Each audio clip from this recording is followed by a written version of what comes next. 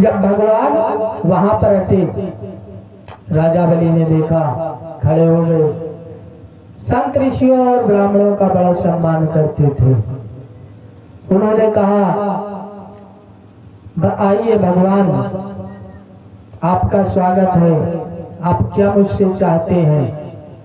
राजा बलि ने संकल्प लिया था कि मेरे दरवाजे से कोई ये खाली हाथ नहीं जा सकता। तो उन्होंने कहा, राजा मुझे कुछ नहीं चाहिए, मुझे तो केवल आपसे 3 पग भूमि चाहिए।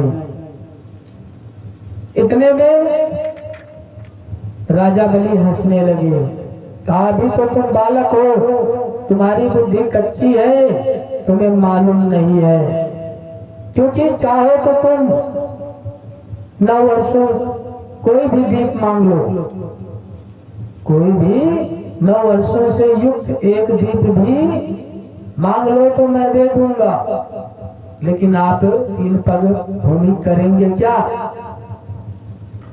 राजा बलि हंसने लगे।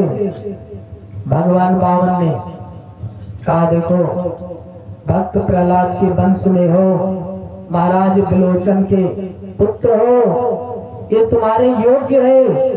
आप साधुओं के भक्त हो, ब्राह्मणों के भक्त हो, धर्म के रक्षक हो, आप दान देने में कभी पीछे नहीं हो सकते हो।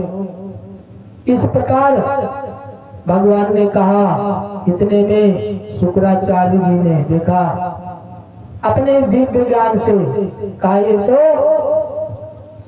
स्वयं नारायण है और ये देवताओं का काम बनाने के लिए यहाँ आए हैं। कहा, राजन, इसे कुछ मत देना, ये भगवान विष्णु है, ये छल करना चाहते हैं आपके साथ, क्योंकि ये 52 का रूप धारण करके आपकी राज लक्ष्मी सब छीन लेंगे। आप जो है इन्हें मत कुछ देना। इस प्रकार उनके गुरु कहने लगे। तो राजा बलि ने कहा, गुरुदेव, मैं किसी प्रकार अपने प्रण को नहीं तोड़ सकता हूँ, क्योंकि मैंने प्रण ले लिया।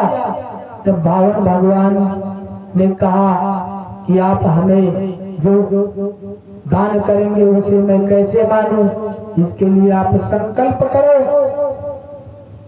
तो उन्होंने कहा, ठीक है, आपको मुझ पर विश्वास नहीं है तो मैं संकल्प करता हूँ।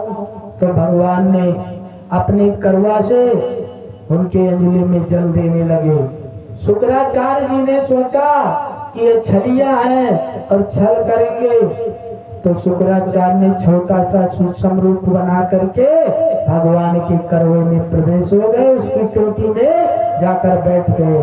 और भगवान ने जो ही जलनाना शुरू किया, जल ना निकला और भगवान नारायण मुस्कुराने लगे। कहा, शुक्राचार्य, धर्म के काम में बाधा डाले हो तो दंड तो मिलेगा। उन्होंने एक कुश उठाया और उसी अपने करवा की टोटी में चला दिया। शुक्राचार्य की एक आंख फोड़ दी। तब ते शुक्राचार्य एक आंख वाले हो गए। शुक्राचार्य बाहर निकल आए, गिरे, आंख पकड़े रो रहे, हाय विधाता। ये वही शुक्राचार्य है जिसको सभी लोग कहते सुकवा। और जब शुक्राचार्य बाहर गिरे और कहा, तू दुष्ट, मानता नहीं है, इसलिए मैं तुझे श्राप देता हूँ कि तू शीघ्र ही अपनी धन लक्ष्मी खो बैठेगा। इस प्रकार उन्होंने श्राप दे दिया और गुरु का श्राप भी मिल गया।